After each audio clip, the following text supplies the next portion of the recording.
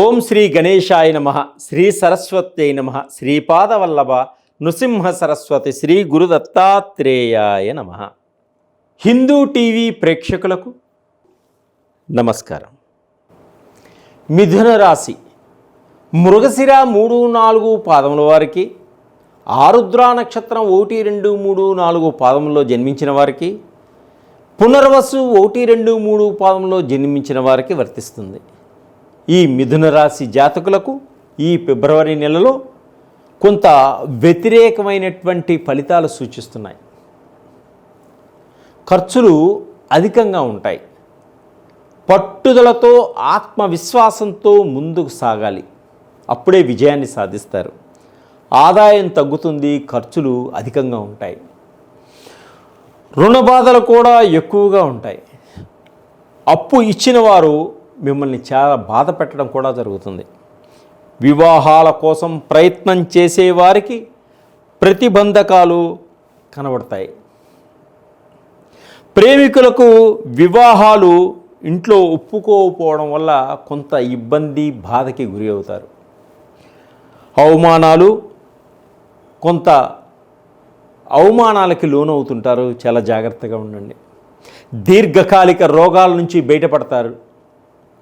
దూర ప్రయాణాలు చేస్తారు. దూర ప్రయాణాల్లో కొంత ప్రమాదాలు ఉంటాయి. చాలా జాగ్రత్తగా ఉండండి. వాహనాలు నడిపేటప్పుడు అతి వేగంగా వెళ్ళకండి. జాగ్రత్తగా గమ్యాన్ని చేరండి. ఏ పని ముందుకు సాగదు, కొంత ఇబ్బంది పెడుతూ ఉంటుంది, బాధపడుతుంటారు. అయినా సరే ఆత్మస్థైర్యంతో ముందుకు సాగండి.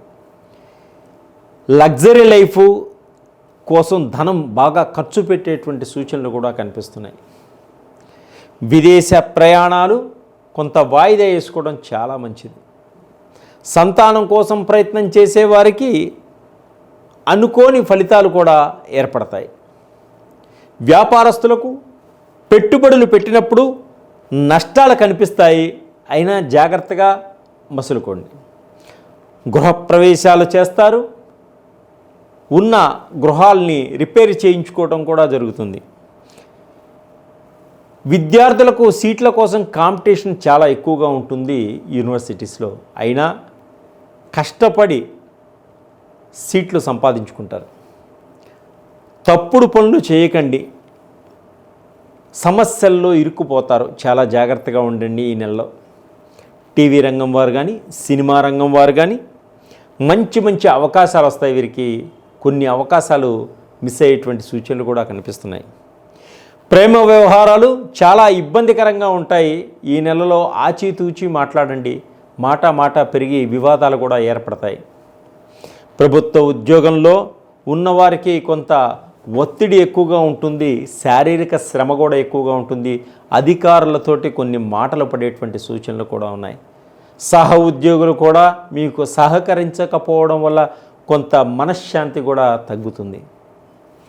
ఈ మిథున రాశి వారు ఇంకా అధికమైనటువంటి ఫలితాలు పొందడం కోసం శ్రీ లక్ష్మీ నరసింహస్వామిని దర్శించుకోండి. అలాగే శ్రీ రాజరాజేశ్వరి అమ్మవారికి పులిహోర నైవేద్యంగా పెట్టి 10 మందికి పంచిపెట్టండి. వీరు ఈ మిథున రాశి వారు శ్రీమాత్రే నమః అనే మంత్రాన్ని 108 సార్లు ప్రతిరోజు జపించండి. అమ్మవారి అనుగ్రహానికి పాత్రులవుతారు. సర్వే జనా సుఖినో భవంతు.